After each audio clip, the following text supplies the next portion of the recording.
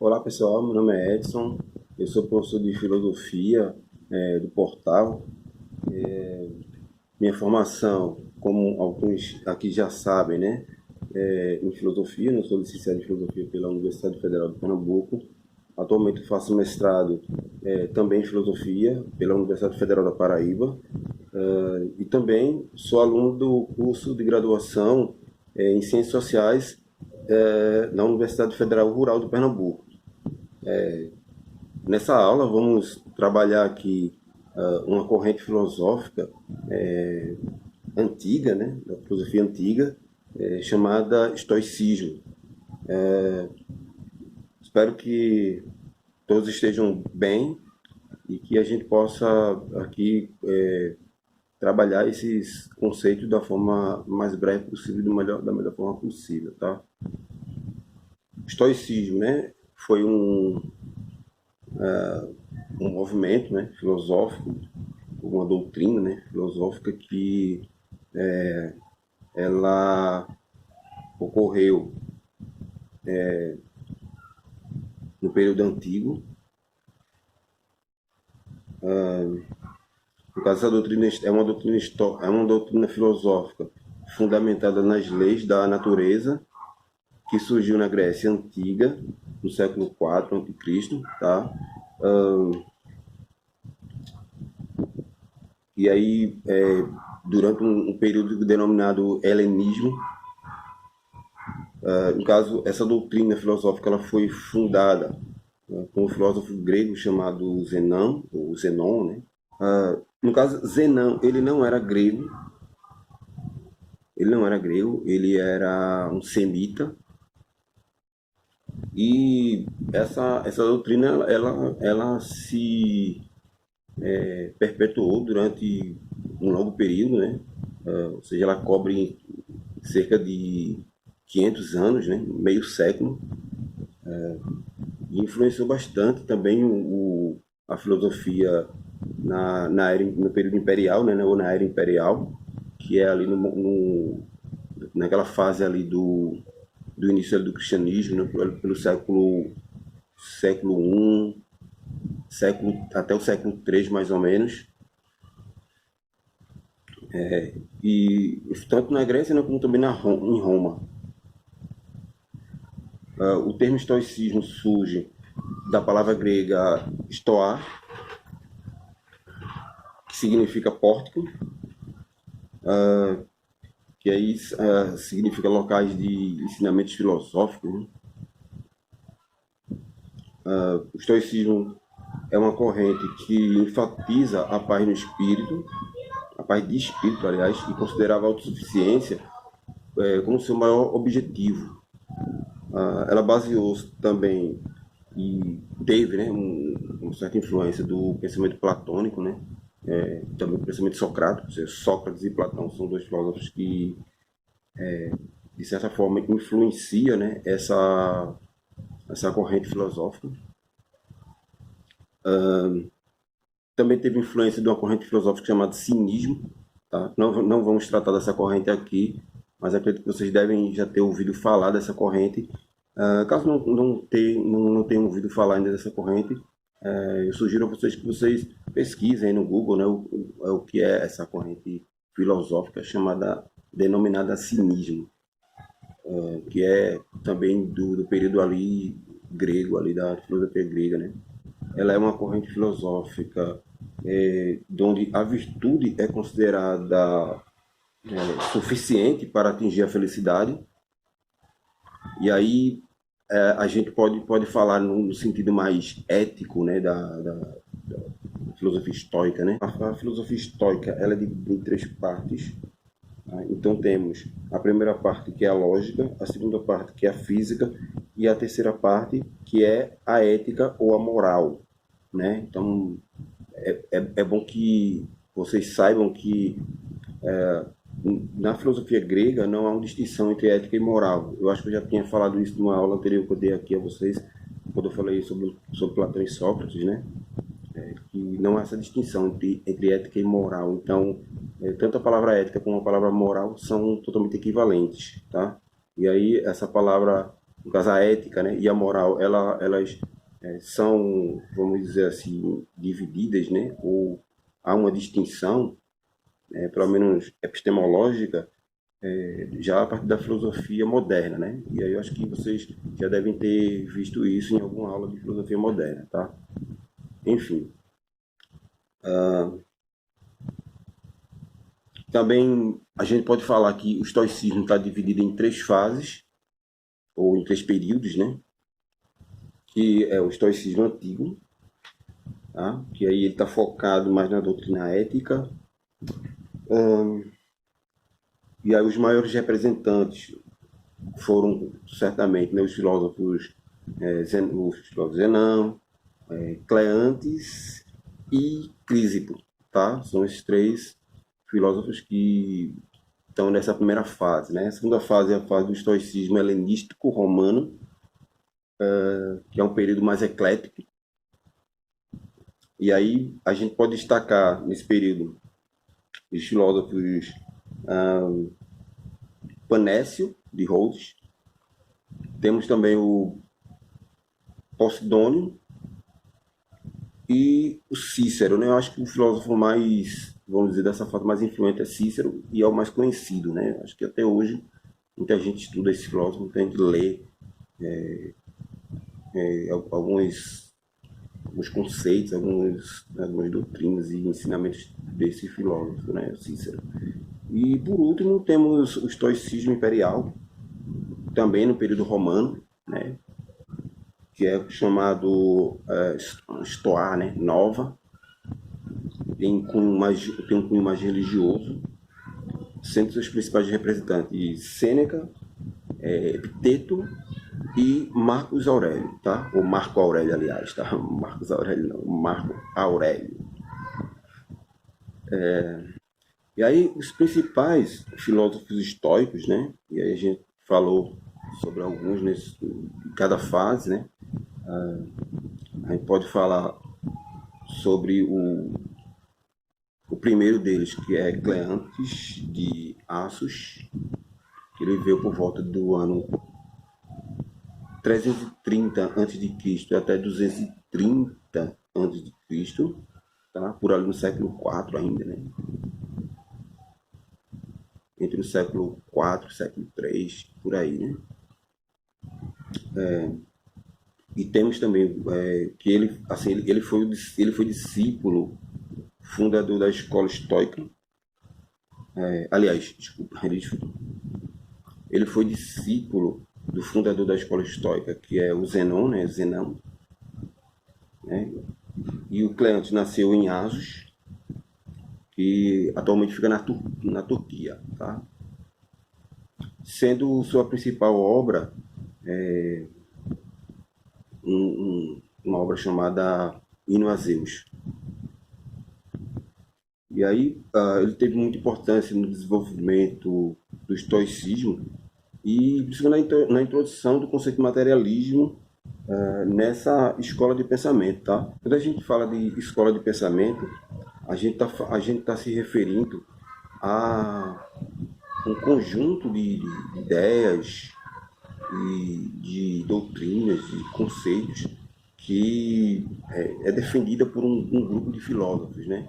Então, esse grupo de filósofos que defende um determinado conceito ou ideia é aquilo que a gente chama de uma escola, né, de pensamento, né? Mais ou menos isso, tá, gente? Para não ficar muito complicado, eu vou resumir assim para vocês, ok? E aí temos um outro representante que é o Crisipo de Solis, que ele viveu cerca de 280 a.C. a 208 a.C. Tá? Ele é um dos principais, um dos maiores, né? Aliás, representante do estoicismo. E esse filósofo grego, nascido em Solis, foi discípulo de Cleantes de Assos e teve um papel importante na disseminação e sistematização dos conceitos estoicos, né? E aí aqui eu não vou abordar cada conceito especificamente, tá? Vou falar aqui de uma forma mais geral, que é o estoicismo, que é o que interessa aqui pra gente, né? E aí, se vocês quiserem aprofundar isso melhor, vocês podem pesquisar e, caso queiram mais detalhes, né, sobre essa corrente de pensamento e sobre as distinções que há de autor para autor, de filósofo para filósofo, que faz parte dessa escola. Tá? Então, aqui o que eu vou tratar com vocês é mais os pontos comuns, o que, no geral, o estoicismo defende enquanto doutrina, enquanto conceito, né? O que é central na teoria deles. Tá? E aí um outro filósofo importante foi Panécio de Rhodes. Ele viveu em torno de ali mil, desculpa, 185 a.C. a 109 a.C. Tá? Também ele é um filósofo grego, né? Ele foi nascido em Rhodes. Teve um importante papel na difusão do estoicismo, né, entre os romanos. Ali, principalmente no tempo que ele morou em Roma, né? Durante o tempo, né? Que ele morava em Roma, ele foi um filósofo bem importante nesse período histórico e que ele contribuiu muito para que a doutrina, né, os conceitos e as ideias estoicas fossem difundidas,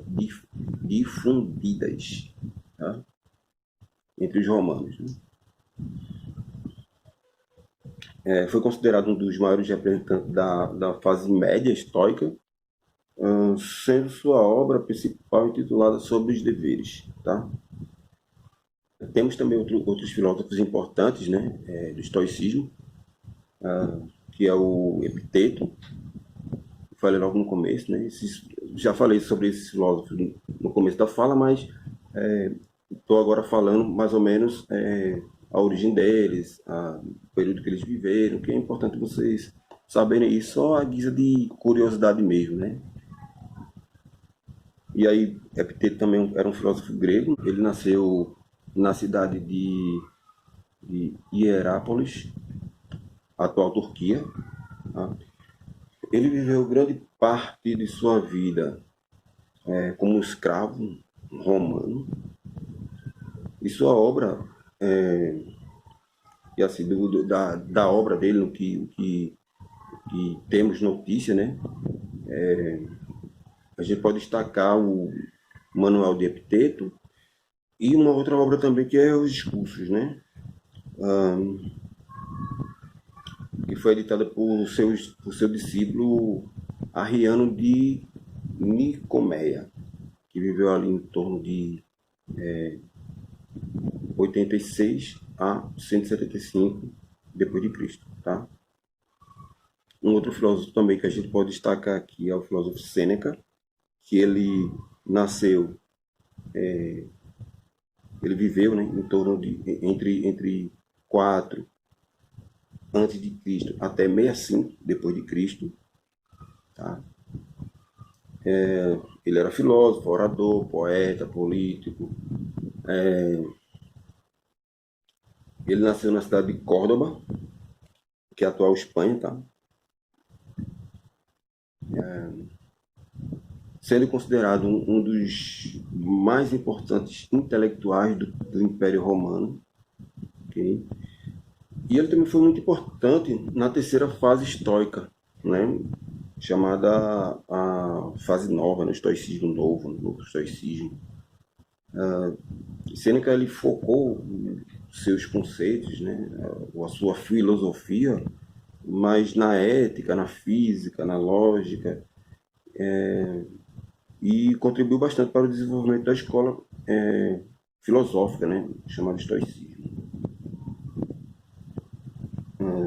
De sua obra destaca-se Diálogos, Cartas e Tragédias. Tá? E aí temos um outro filósofo também importante no período entre os estoicos, que é o imperador, que no caso foi, né, imperador e filósofo romano, né, que nasceu em Roma, que viveu ali em torno de 121 a 180, tá, depois de Cristo.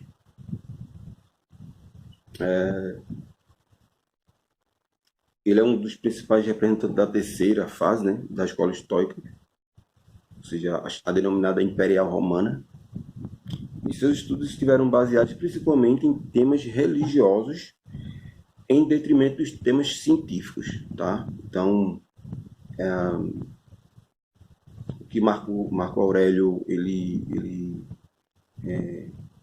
difundiu enquanto filosofia tinha mais um cunho ético, né? Tinha, né, um cunho mais ético e também religioso, tá?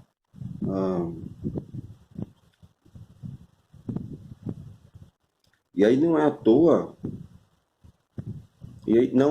que, por exemplo, o estoicismo, né, enquanto doutrina filosófica, influenciou bastante o cristianismo, né?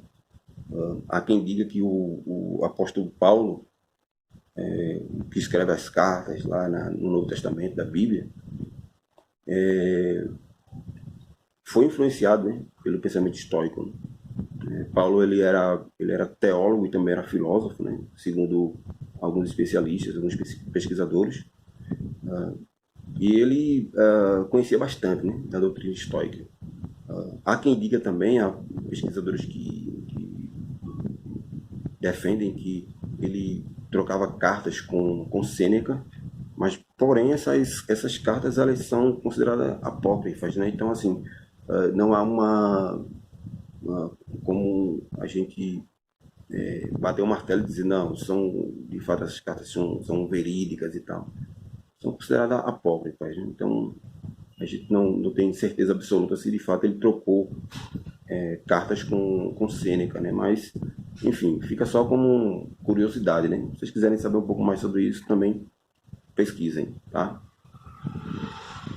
E aí o que importa pra gente, no momento, dentre as três partes que a filosofia estoica é dividida, né? Como eu já falei para vocês, que é a lógica, a física e a ética, tá? A parte mais importante que eu acho que influenciou bastante, né? A filosofia, a história da filosofia influencia até hoje, né? Inclusive, não só a filosofia, como também muitas áreas do saber, né? Principalmente nas ciências humanas, é a moral estoica, né? Está presente bastante. Inclusive, muito do que a gente fala hoje, muito do que a gente defende hoje enquanto ideia, deriva das doutrinas estoicas, né? Então, queria falar para vocês um pouco sobre como é que funciona, né, essa ética estoica, que está relacionada com a física, né? Ou seja, a física também está muito presente na ética, né? Assim como também a lógica, né? A lógica também está presente ali na ética. Então, quem estuda a ética estoica ou a moral estoica geralmente se depara com a física e com a própria lógica, né? E a dialética, né? Estoica está muito presente ali na moral ou na ética estoica, tá? E principalmente só a epistemologia, né? Tem também algumas questões epistemológicas, né? Que estão também presentes ali, mas a gente não vai aprofundar isso não, a gente não vai tratar sobre esses conceitos de forma aprofundada não. Vou estar passando por eles, mas praticamente passando por cima, né? Muito por cima. Não vou tratar sobre cada coisa que eu falei aqui, não. Vou apenas falar para vocês o que eu considero mais importante para a nossa aula, que é a ética ou a moral estoica, tá? Que é o que, a meu ver, seria mais importante nesse momento, tá? E aí, como eu já falei, a doutrina estoica ela recebe forte influência, né? Principalmente de Platão, né? Está muito presente na filosofia estoica, principalmente na doutrina das virtudes. Quando a gente fala sobre virtudes como coragem, justiça, moderação. E aí, de acordo com os estoicos, né? Ou seja, os estoicos defendem que o homem ele deve viver de acordo com a natureza, né? Ou seja, segundo a natureza. E aí vão defender também que a vida, ela deve ser vivida completamente de acordo com a razão, né? Os estoicos, eles vão defender que quando a vida ela é vivida completamente de acordo com a razão, ela torna-se uma vida virtuosa, né? E feliz. Então, a, o homem racional, ele é considerado um homem virtuoso e também feliz, né? Então, aí está a base, né, da doutrina estoica, tá? E quando se fala que o homem deve viver segundo a natureza, significa que o homem deve viver de qualquer jeito, né? Viver de acordo com a natureza não é viver de qualquer jeito, tá? Não é viver realizando os desejos, os prazeres, vivendo de qualquer jeito, né? Fazendo com que os apetites eles se sobreponham à razão. Não é isso que está se falando, né? O que está se falando, o que eles estão tentando falar quando demonstrar, né, quando fala como deve viver de acordo com a natureza, é que a natureza ela possui uma racionalidade intrínseca, né? Ou seja, que a natureza ela possui uma inteligência que é inerente a ela, tá? E, ou seja, uma racionalidade da qual o homem participa. Ou seja, o homem como ser racional, ele é parte, né, integrante dessa racionalidade, né, ou desse princípio racional que é chamado de natureza, né, que a gente também pode chamar de razão universal. Tá?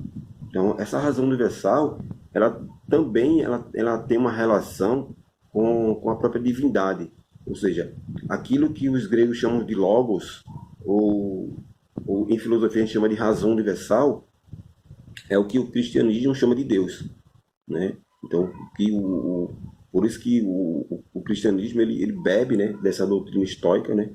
Ele pega o conceito de razão, que é grega, né, e também estoica, e incorpora na doutrina cristã.